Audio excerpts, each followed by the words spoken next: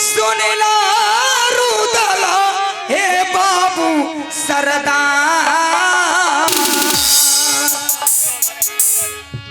करचा पुकारी मारुआ भागी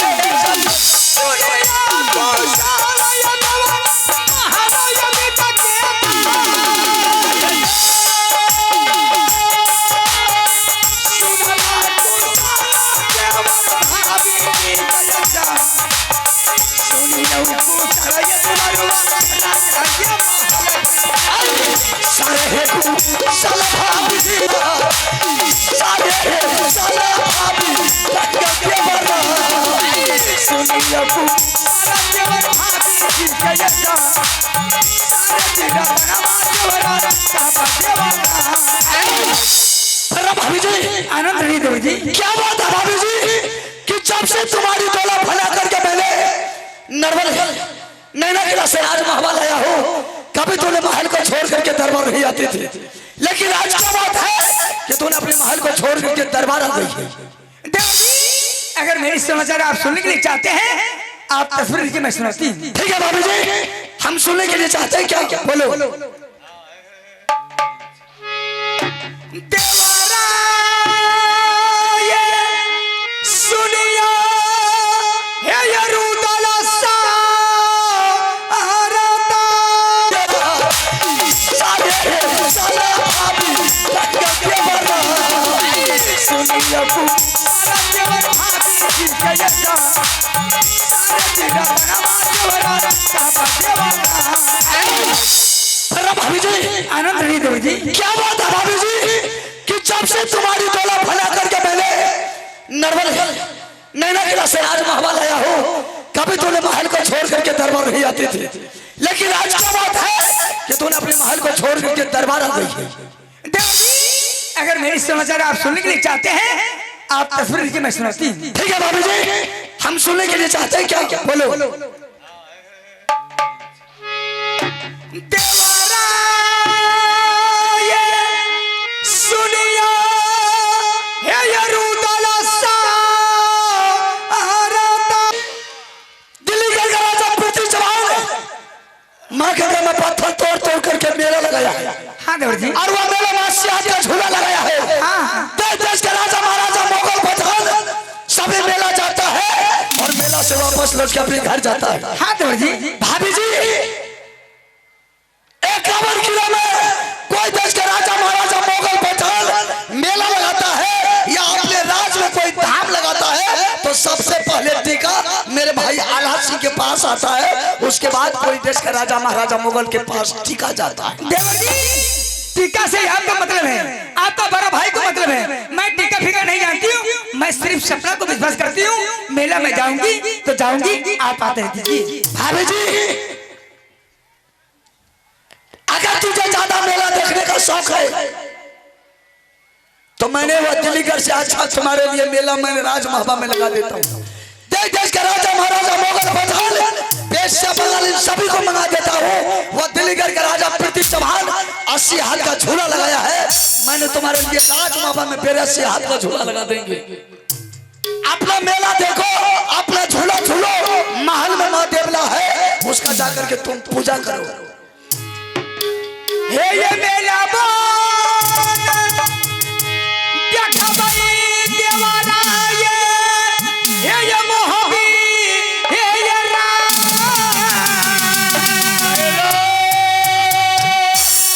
ये मनहून लगता दुलरवाए मोहबी ये नागारा के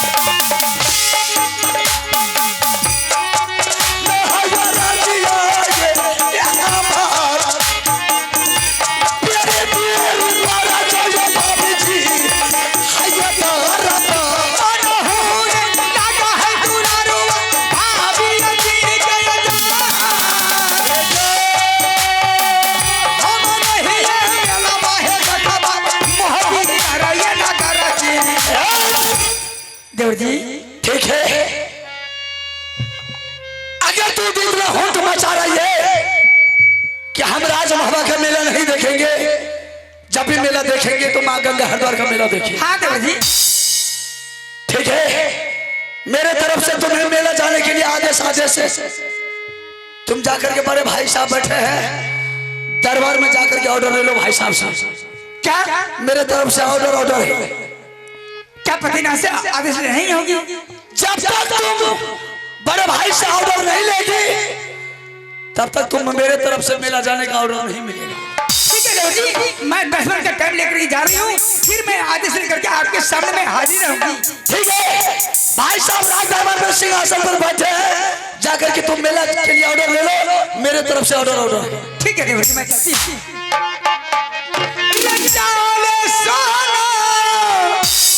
सिंहासन पर जहाया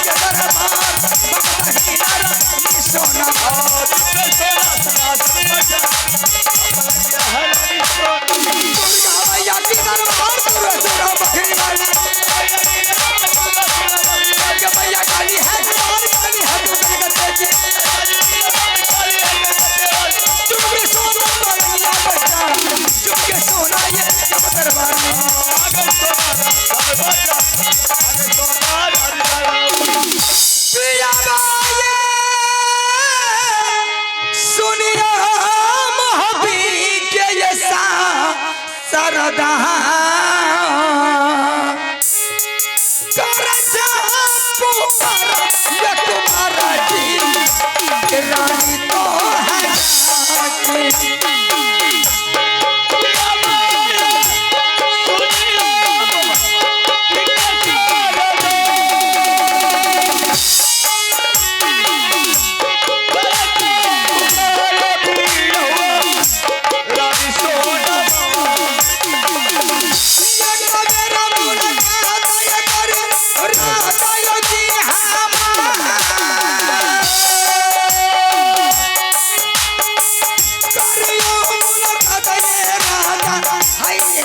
स्वामी जी। अरे बाबा महाराजा दया बचना यहाँ से बताया हम तोरे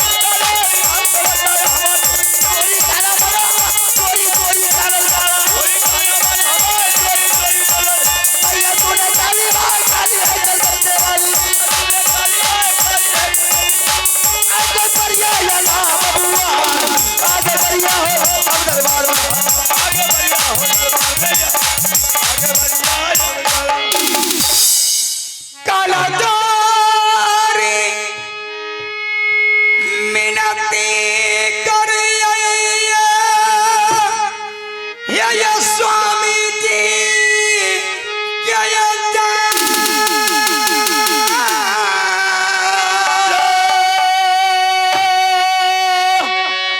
काला चोरी मिनती कर स्वामी नाथ मिया हुआ सादा है सुहागन रानी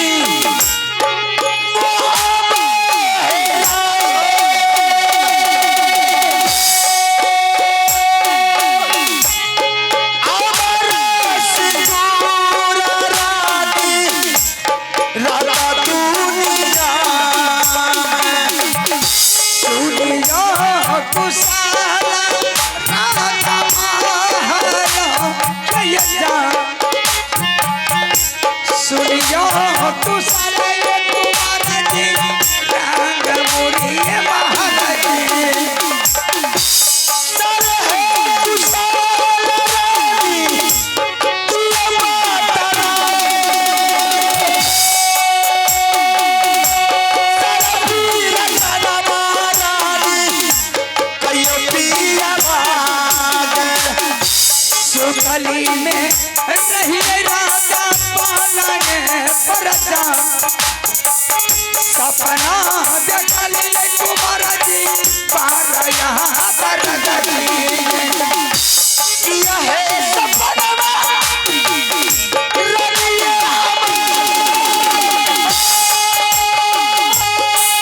किया है सपना नचले सजिया बिच में जाए सपना कुशाला कहियो बाबू दयाला जी मेरा बाहे लगले स्वामी करजी यासी ये हद के झूलना गंगा जी में जा यासी ये हद के झूलना लगले गंगा जी में झूठे है सावनवा दल का दुर्गा साथी माय झूठे सावनवा दल का देवी ददूरा जा लाला साहिब लगले स्वामी जी राम में जा ससुरा गति हुआ हाय हमारा राधे मैंने जब से तुम्हारे दोला बना करके नैनागर से राजभवन है आज तक भाई छोड़ करके दरबार नहीं आई आज क्या बात है तुम्हारा चेहरा बहुत खुश नजर आया मैं कहने के जा रही हूँ स्वामीनाथ आज अचानक मैंने पलंग पर सोई हुई थी अचानक माँ दुर्गा ने मुझे सपना दिखाई है बेटी जिस रोज से तुमने अपने नहर से ससुराल आई है आज तक कोई तिरक कोई मेला कोई धाम जाकर के तुमने नहीं देखी है नहीं सफल बनाई है आज बेटी तुम्हारे ऊपर मौका देकर के जा रही हूँ दिल्ली करके राजा ने पृथ्वी चौहान पत्थर तोड़ तोड़ के मेला लगाए हैं आज से आपका धुरा भी लगवाए हैं देश देश के क्षत्रिय मुगल पठान देश बगल सभी जाते हैं और देख करके फिर वापस आते हैं मैंने आपके पास आई हूँ आदेश लेने के लिए आपका क्या आदेश है रानी तुम्हारे कहने का मतलब आज तुम लाली सेज पर पलंग पर सोई हुई थी जी जी माँ दुर्गा ने तुझे सपना दिखाई कि आज दिल्ली करके राजा पृथ्वी चौहान पत्थर तोड़ तोड़ करके मेला लगाया है और देश देश के मुगल पठान बेचता बगाने सभी कोई मेला देखने के लिए जा रहा जी हाँ और उस मेला में 80 हाथ का झूला भी लगा झूला भी लगवाए हैं सही कह रही माँ दुर्गा अगर तुझे सपना दिखाती तो शायद माँ दुर्गा की दुनिया में उनका भक्त है हर इंसान को सपना दिखा देती बारिश सपना तुम अच्छी तरह जानते हैं कि कभी इंसान को सपना अपना नहीं होता। अगर सपना के बाद में जो इंसान पढ़ता है उसका बुरा हाल होता है, इसलिए सपना की चर्चा छोड़ दो। स्वामीनाथ, सपना के बारे में आप गलत मानते हैं, लेकिन सपना को मैं विश्वास करती हूँ, माँ दुर्गा की बात को मैं सही मानती हूँ, मैं गलत नहीं मानती। तो सपना के बाद पर चल रही। जी जी रानी तुम अच्छी तरह जानते हैं एक सपने के कारण हरिश्चंद्र का पूरा परिवार बर्बाद हो गया था। मैं नहीं चाहता हूं कि इस सपना के चक्कर में पड़ करके मैं अपना परिवार को बर्बाद करे, इसलिए अभी भी समझने का मौका है। कोई सपना नहीं, कोई सेज नहीं, कोई मेला नहीं, कोई माँ दुर्गा नहीं, इस बात को भूल जाओ और तुम चल करके अपना माल में माँ और पिता का, सास ससुर का सेवा करो। उससे बढ़कर कोई तीर्थ, कोई पूजा नहीं। स्वामीनाथ, आप गलत मान सकते हैं, मैं नहीं गलत मानूंगी। आप आदेश दीजिए, मैं मेरे के लिए अवश्य जाऊंगी देखने के लिए। अगर ज्यादा जिद कर रही है तो सुन कान खोल करके। कावड़ा किला में तुम अच्छी तरह जानते हैं अगर कोई भी राजा महाराजा कोई शुभ काम करते हैं तो सबसे पहले अमरपति आलहसी के पास टीका। अगर मेला लगाता तो मेरे पास टीका आता, मेरे पास संदेश आता, मैं तुझे हार्दिक दिल से आदेश देकर के मेला को। स्वामीनाथ, टीका के बारे में आप जानते हैं, टीका के बारे में मैं नहीं जानती हूँ, मैं सिर्फ मेला जानती हूँ। मैं देखूंगी तो देखूंगी।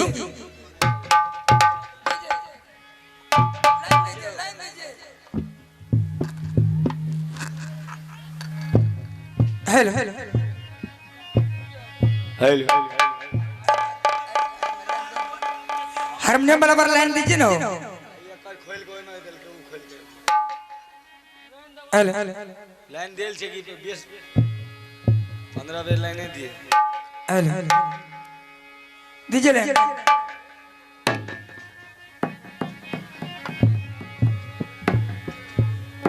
पिया ये सुनिया है ये मोहब्बी के सरदा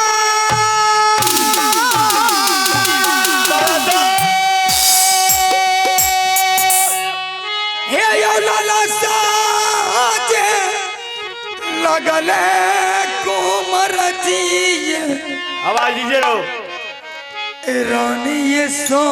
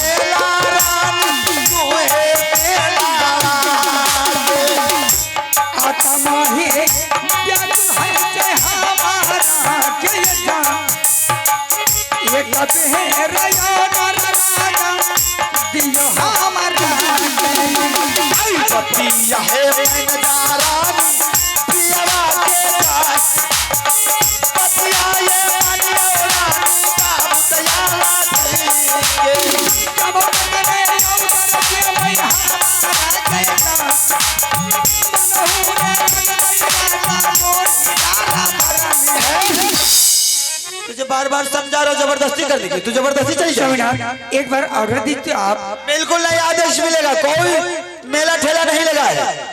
वो हरमजादा अगर मेला लगाता तो सबसे पहले मेरे पास ही टीका आता और जबरदस्ती करी। माँ दुर्गा ने मुझे सपना दिखाई, तू ही मेरा भक्त हो गई है कि तुझे ही सपना दिखा रही। सपना की चर्चा छोड़ करके सीधा माल का रास्ता दे। नहीं स्वामीनाथ, अगर आप आदेश नहीं दीजिएगा आपके सामने मैं जीवन गंवा दूंगी। चाहे तुम सर पर टक करके मर जाएगी फिर भी आदेश नहीं मिलेगा। ज्यादा ज्यादा तुम्हें शौक है तो मैं तुझे एक उपाय बताता हूं, समझ गई? एक उपाय बता, चल मार चल। हे ये क्या बता कने ऑर्डर दे भैया ये रानी जी ये जा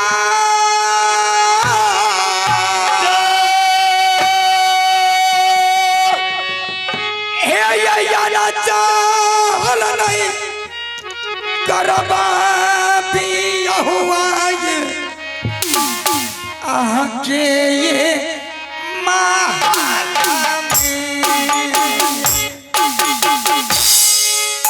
मिलावा लगाई देव रानी हमार मेला है लगाई रानी देव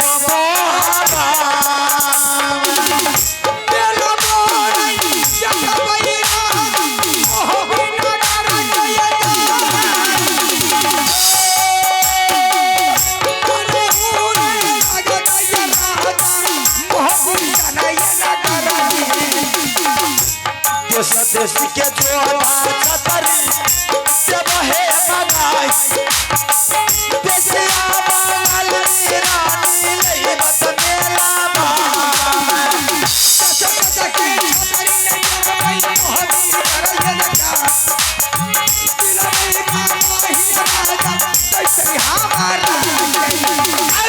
हट के झूला रानी जब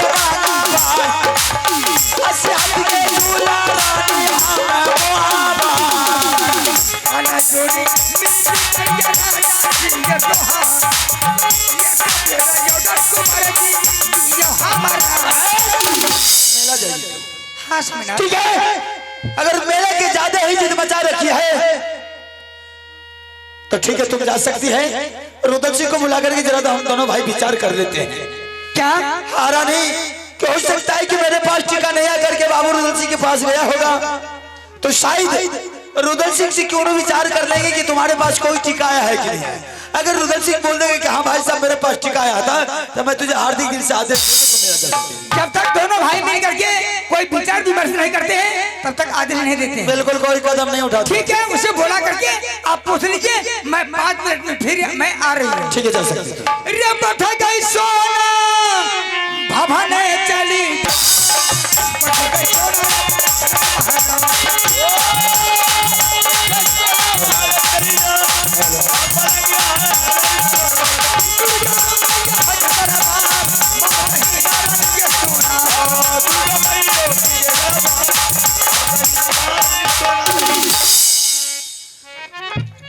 राजमहल में टीका नहीं आया। ऐसा भी तो हो सकता है बेहुदा राजमहल को छोटा छतरी समझ करके राजमहल में टीका नहीं दिया। हो सकता है कि रुदल सिंह के पास टीका गया होगा, तो इसलिए कोई भी कदम उठाते हैं तो जब तक दोनों भाई विचार नहीं कर लेते, दोनों भाई सलाह नहीं मिला लेते, तब तक कोई कदम नहीं उठाते। और हर इंसान को इसी तरह भाई में मिलती रहना चाहिए। कोई भी कदम उठाए, कोई भी शुभ काम करे तो भाई से विचार कर लेने के बाद आगे चल के किसी तरह के विवाद। एक तो कुर्सी दीजिए, हो मेला कमेटी कुर्सी दीजिए। और बाबू रुदल सिंह जंगल का शेर, जंगल का डाकू, जंगल का बादशाह 6 महीने जंगल में रहता है तो 2-4 रोज आकर के राजमहल में रहता है, लेकिन रुदल सिंह को फिर भी राजमहल से अधिकार है जंगल से। ठीक है, जरा रुदल सिंह से विचार ले लेते हैं कि रुदल सिंह क्या कहते हैं।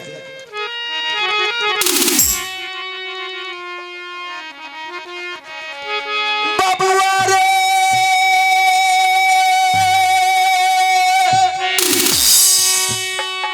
सुनले रुदाला बाला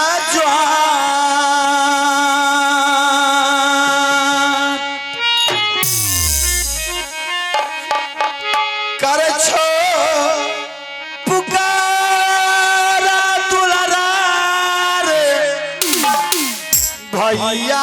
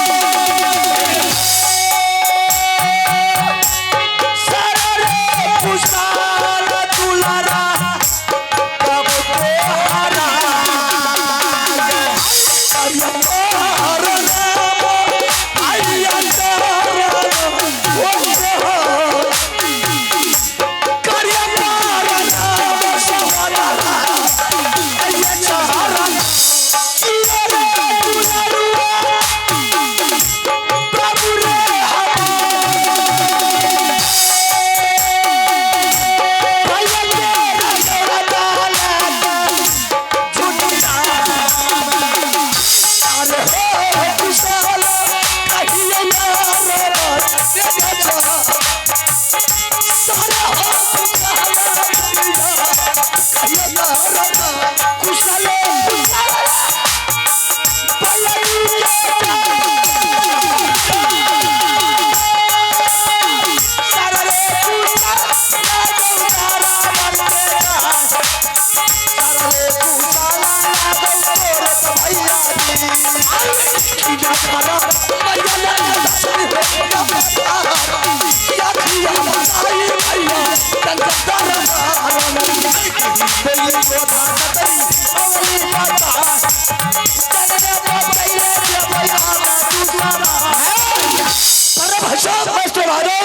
क्या बात है भाई साहब कि आज के वर्षों के बाद रुद्र सिंह को दरबार में बुलाए हैं। ऐसा कौन माई का लाल पैदा लिया है कि रुद्र सिंह कराते हुए हरामजादा छतरी राजमाता पर चढ़ाई किया।